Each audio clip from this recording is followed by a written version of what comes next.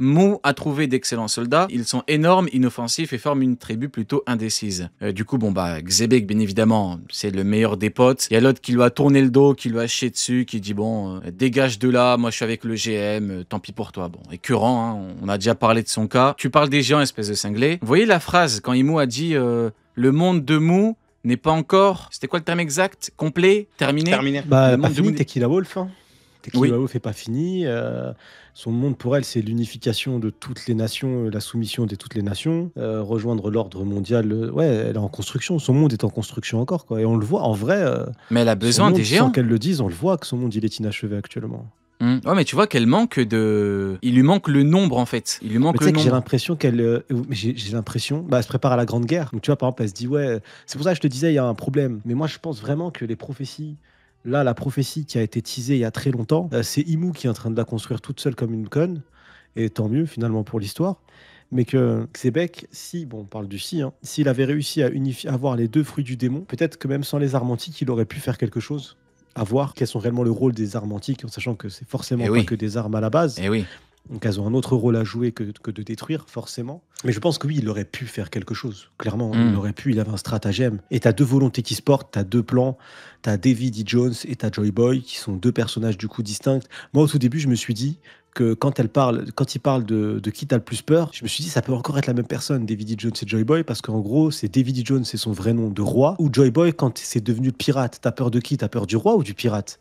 Et en fait, non, parce qu'elle dit clairement, si la trad est bonne, non, c'est deux, tu vois, elle parle de deux personnes. Donc du coup, ça a brisé le truc, mais ça change en rien le fait que c'est deux personnages totalement différents. Et je pense qu'il y a le plan de Joy Boy, mais tu as aussi le plan de Davy. Et que le plan de Davy, actuellement, tu as Barbe Noire qui est en train d'essayer de le réaliser, parce que Barbe Noire, on le caractérise comment? C'était quoi son principe quand on... Barbe Noire. Il chassait quoi? Il Les chassait fruits. les fruits du démon. Bah Mhm. ouais.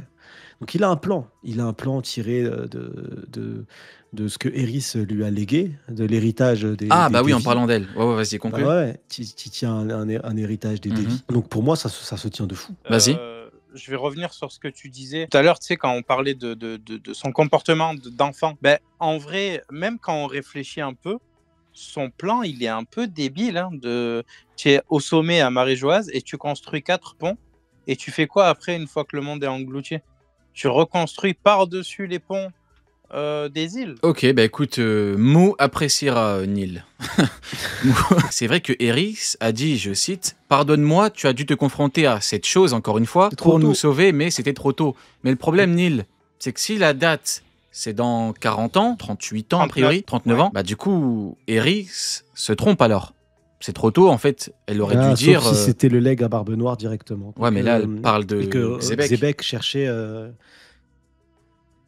Ah ouais, c'est vrai qu'elle dit se Eh confronter, oui. c'était trop tôt. Ouais, parce Donc que en fait, j'aurais pu. à Ouais, c'est vrai, t'as moins raison. que tu as une espèce de truc comme les pleines lunes, tu vois, un truc en mode tous les, je sais pas moi, imaginons tous les 30 ans ou 39 ans, ou je sais pas, 35 ans ou tous les 30 ans, je sais pas, ça me paraît compliqué un peu. Ben Est-ce non, parce qu'Eris que dit de la merde? trop tôt dans le sens où Xebec avait prévu d'agir plus tard, ou simplement parler justement de la prophétie de dans 39 ans, ou en mode bah, c'était beaucoup trop tôt pour agir, il fallait déjà préparer, et le plan que tu avais mis en place de récupérer les fruits du démon aurait permis à la génération suivante ou quoi d'agir, tu vois. Mais en tout cas, je pense que Xebec pensait qu'il pouvait y arriver, parce qu'il a clairement dit vas-y, je reviendrai à Haïm. La partie la plus intéressante de son plan, c'était de préparer l'avenir, en fait, de préparer les fruits du démon, etc. De les avoir. Ouais, elle a dit c'est bien trop tôt. Donc pour moi, Ouais. encore une fois, c'est les deux. Hein. Une question de puissance individuelle, probablement. D'où les propos de Imu. Parce que ça m'étonnerait que Imu, quand elle parle de Davy et Joy Boy à Xebec, elle dit ah, mais il y aura plus jamais de mecs comme eux qui auront le fruit du démon qu'il faut. Ça m'étonnerait. C'est un raisonnement un petit peu trop. Moi, je pense que c'est un peu des deux. C'est pour ça que Iris dit Mais bien c'est trop pareil, tôt. C'est un peu des deux, c'est Oh. fruits, puissance, te préparer, peut-être même préparer mieux ton équipage. C'est Ben, peut-être un peu Roger. de tout ça. Ouais, c'est peut-être un peu de Roger tout devant le tout One ce truc-là. Piece. Mhm. Roger Ouais. devant le One Piece, il dit quoi? Il dit on est arrivé trop tôt, Joy Boy, j'aurais aimé Ouais. vivre à ton époque. Tu vois, donc il y a ce truc-là de timing. Et je sais pas si Joy Boy et Davy Jones sont sur la même longueur d'onde sur la date choisie pour agir. peut-être que c'est tout simplement la date de l'inondation, on ne sait pas, mais peut-être que c'est 2 dates différentes, comme on disait tout à l'heure. C'est pour ça qu'ils suivent Après, il 2 y a plans une notion différents. de date, hein. De toute façon, il y a une notion de date évidente parce que il y a, et ça c'est lié du coup à Joy Boy, mais quand Oden revient à Wano, qu'est-ce qu'il dit? Il dit on doit ouvrir les frontières dans 20 ans. C'est lui-même, il le dit après avoir été sur la dernière île. Donc il y a déjà cette notion finalement de prophétie léguée du coup par Joy Boy, vu qu'on sait que c'était le trésor de Joy Boy. Mais donc il y a une date butoir, c'est les 20 ans, et il le dit même à sa femme, quand il dit à sa femme, le gars que tu recherches, voyage dans le temps, et dans 20 ans, tu vas le trouver. Et elle dit, mais non, je t'ai trouvé toi, je sais pas quoi. Mais cette date-là, on l'a. On l'a. Mais est-ce que vraiment cette date, je pense que sur la prophétie, il y a un petit piège et que Imu est tombé Ah, dedans, toi, quoi. quand c'est pas la prophétie de Barbe Blanche, il y a toujours des trucs, hein. Quand c'est pas la prophétie de Barbe Blanche, il en a rien à foutre. Tu peux prophétiser tout ce que tu veux, il a rien à foutre. Je me demande si le dé a pas une date de péremption. Que Im tombe, que Luffy devient seigneur des pirates, etc., etc. Est-ce qu'ils vont garder leurs particules ou est-ce que du coup, elle aura accompli sa mission et on va parler de Luffy, de J'avais pas compris, ok, le dé qui peut périmer, ouais, ok. Ouais. J'avais pas compris, Ouais. ouais. Tu vois, est-ce que ça va devenir Monkey Luffy une fois que tout est accompli? Est-ce que ça veut dire qu'ils ont plus besoin de protéger ce nom et de le porter parce qu'ils l'ont amené jusqu'au bout du voyage, comme dirait Roger, parce que c'est ce qu'il a fait avec les Rio Poneglyph. Est-ce que du coup, il n'y a pas cette notion-là de du coup, ils vont perdre le dé une fois que il aura accompli sa mission, quoi. Ouais, je vois. Bon, je pense que pour l'image, on gardera quand même le dé, mais ouais, franchement, pas mal. Hein. Ah ouais, franchement, pas mal. Après, tu sais, il y a un truc aussi à voir par rapport à Shirley. Tu sais, qui a tout vu en avance, l'âge d'or de la piraterie, Oui. Barbe Blanche et tout. Donc peut-être que l'ancienne Shirley, qui probablement côtoyait Davy Jones, lui a parlé d'un truc. Et du coup, le dé, ça s'est transmis au fil du temps. La volonté de Davy Jones, c'est que ce jour arrive. Je sais pas ce que t'en penses, Neil. Dans le cas où Davy Jones et Joy Boy seraient pas de la même époque, c'est ça? Dans le cas où, par exemple, je dis n'importe quoi, c'est un exemple, hein, Joy Boy, par exemple, ne pouvait plus rien faire, et donc du coup, il restait par exemple que Davy Jones, et Davy Jones, sa volonté s'est transmise au fil du temps. C'était qu'un jour, cette chose arrive. Tu les appelles le clan des dés et que tu dis c'est les ennemis des dieux. Ça veut dire qu'il y a cette notion-là du dé, elle était commune. Donc peut-être que Davy Jones était le dernier, enfin l'un des derniers, parce qu'on sait que Sengoku connaît la volonté du dé, donc ça veut potentiellement dire que Garp lui en a parlé, mais que Davy Jones aurait pu être l'un des derniers à comprendre le message et à le transmettre. De toute façon, aujourd'hui, je pense que celui qui comprend le mieux la volonté du dé, c'est Teach, et c'est pas pour rien. J'ai cru que t'allais dire Sengoku. Mais ouais, ok. Nah, il a même pas su répondre à Halo, tellement il était pas sûr de ses infos. En même temps, quand ça vient de Garp, tu peux pas être sûr de tes infos. J'ai envie de te dire, même quand ça vient de Sengoku. Hein. Surtout quand ça vient de Sengoku. Oui, Parce oui. que Non, mais lui, je vais le choper, lui. En fait, transformé, chaque semaine, je vais le choper par le callback, cet enculé de Sengoku. En fait, je déteste les menteurs. Et un mec qui démarre son monologue par « je vais vous dire la vérité » et qui ment sur toute la ligne, faut vraiment aller se faire. Mais bon, je te jure. du coup, voilà pour... Ouais, vas-y, conclue. Ouais, non, pour finir, ouais, je pense que justement, si Teach a l'air si sûr de lui sur les étapes à passer, parce qu'il sait où il va à chaque fois, on a l'impression qu'il est guidé par quelque chose. Je pense que c'est justement parce que le clan Davy est celui qui a le mieux protégé ses informations. Malheureusement pour Barbe Noire, il n'a pas eu comme père, il n'a pas eu comme papa Xebec. Son papa n'était pas là. Et donc forcément, il fait des choix que son papa n'aurait jamais acceptés. Jamais. Donc du coup, c'est pour ça qu'il se trompe. Donc, Frérot, il a trahi son pote, il a tué son autre pote. Le premier truc. C'est ce qui fera qu'il échouera. Mais c'est parce qu'il porte pas du tout ce que Xebec porte. Il porte une haine. Peut-être que Eris avait trop le seum et qu'elle a un peu modifié le bail. Mais il porte une volonté qui était portée différemment. Ok, alors les frérots, maintenant, il faut parler d'un sujet un petit peu compliqué. Je vais devoir en choper certains par le callback. Nous avons Xebec qui dit « Bon, oui, on a théorisé un petit peu et tout. Maintenant, il est l'heure un petit peu de parler de problème. N'ose même pas toucher à Harald. Ces gens désirent juste la paix. » Rappelez-moi un petit peu, qu'est-ce qu'on m'a dit quand je chiais allègrement... Faut que je me calme, je suis en train de monter dans les tours. Quand je chiais allègrement sur Harald. Non, mais tu comprends pas. Harald, il a fait le bon choix. C'est uniquement pour son peuple. Mu a trouvé d'excellents soldats, inoffensifs, et forme une tribu plutôt indécise. Qui avait raison? Xebec. Qui avait tort? Harald, 1, il aurait dû écouter Xebec. 2, il faut qu'il se rachète de toute urgence. Parce que là, on parle d'une espèce de merde. Calmez, au niveau des termes que j'emploie vis-à-vis des personnages horripilants comme cet enculé d'Harald. Donc, je vais me calmer. 3, Rox, au final, c'est le vrai gentil. Et 4, bah, je vous ai prévenu. Il y en a qui ont voulu faire les avocats de Harald. Vous vous rappelez? Ils m'ont dit non, mais tu comprends pas, Harald, en fait, c'est que pour son peuple. Mais moi, je vous ai dit, mais bordel, la question fondamentale à se poser, c'est est-ce le bon choix? C'est ça la question fondamentale qu'il faut se poser. Bah, en Cross Guild, on a analysé la situation, le personnage, et on est allé au-delà du ouais, mais le mec, il veut que pour son peuple. Ouais, mais au final, la décision est conne. Parce que Xebec lui a dit, ils vont t'utiliser, ils vont faire de toi leur chose. Et au final, qu'est-ce qui s'est passé? Eh ben, Harald se fait planter comme une merde chez lui à domicile. À domicile, les mecs. Vous vous rendez compte ou pas? Frérot, on en a discuté long, large, travers, diagonale. Je suis désolé. Harald, il est con. Non, mais parce que vous êtes bête, vous savez pas pro. Non, non, non, non, non, non, non, il est con. Je suis désolé, j'ai même pas besoin des paroles de Mou pour savoir qu'il est con. Le problème, c'est qu'il a trouvé l'amour, il est devenu faible. T'as des gens, ils trouvent l'amour, ils deviennent forts, lui, il est devenu faible. Il a fait le tour du monde. Un petit peu une phrase de misogyne, hein, mais c'est pas grave. Non, non, du tout, du tout. Mais pas lui, quand même. Mais non, il a fait le tour du monde. Il a vu comment fonctionnait le monde.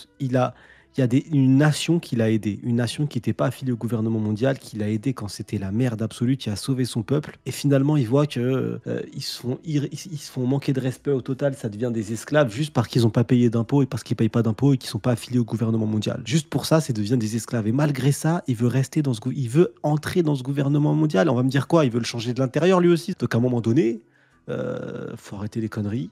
Il est débile. Je suis désolé. Oden a été bête. Lui, il est bête. T'as des personnages, ils sont extrêmement puissants, ils peuvent changer les choses. Et c'est des Golemons. Parce que Harald, il avait la possibilité de changer le monde complètement. Il a fait quelque chose de fort. Il a unifié et il a fait en sorte que les géants qui étaient terrorisaient tout le monde, et lui le premier qui terrorisait tout le monde, par ses actions de fragiles, mais finalement qui ont été intéressants, ils sont venus, t'as plein de peuples comme ça non affiliés au gouvernement mondial qui sont venus sauver sa nation.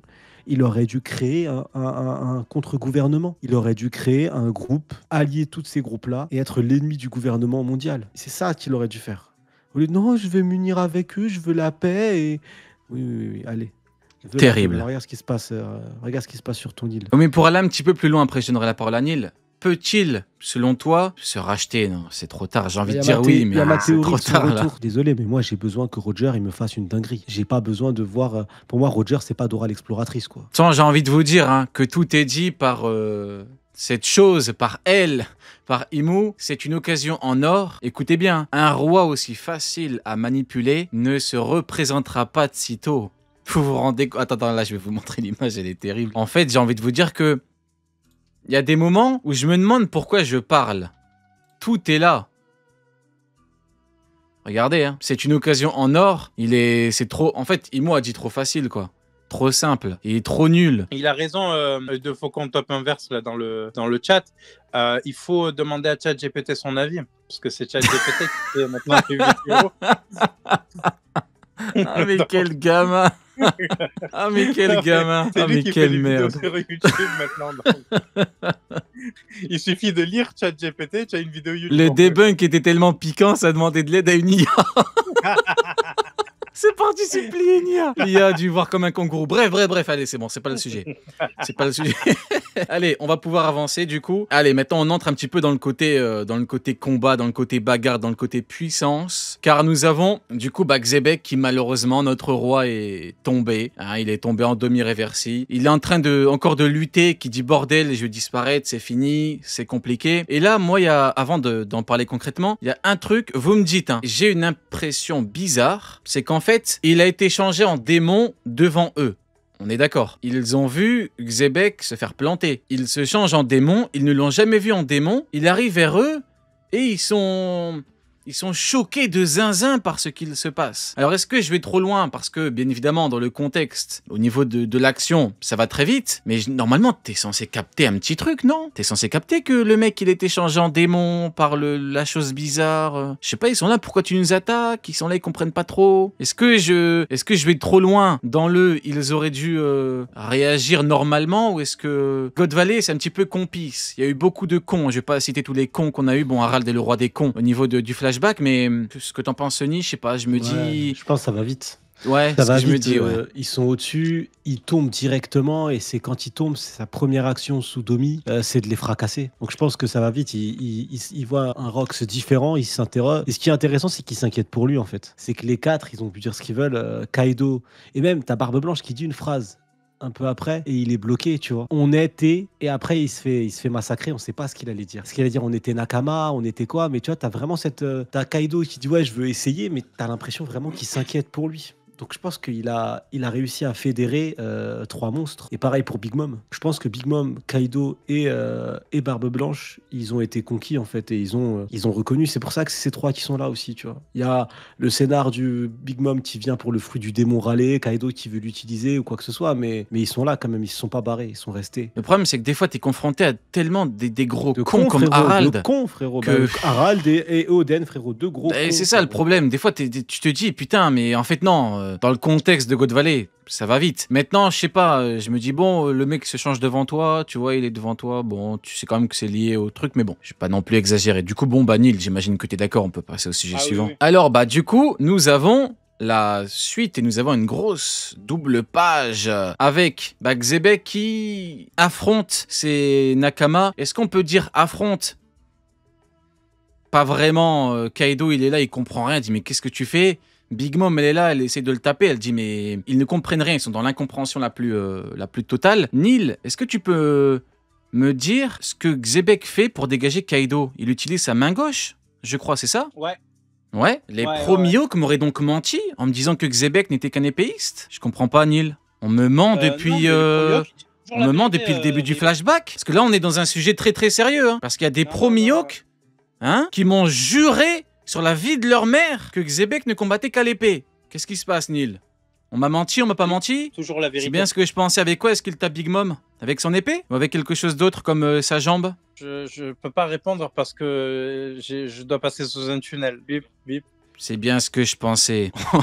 On m'a donc menti. Tu te rappelles quand il y avait le dévi, qu'on l'avait vu devant Imu, même il avait un gun. Tu te rappelles? Ouais. On avait dit, Ouais, ouais. Xebec, c'est pas le genre de mec, il est capable de dégainer un gun de son slip n'importe quand. C'est pas le genre de mec qui va passer sa vie avec, tu vois, être dans la voie du sabre. Il en a rien à foutre. Il est là, il dégaine son gun quand il veut. Bon, bah là, on l'a bien vu. Ce n'était qu'un sous-sujet, hein. C'est juste que on m'a juré que le gun, ça voulait rien dire. Bon, bah, le gun, ça veut rien dire. En fait, tu me dis à la limite une fois, avec un truc, ok.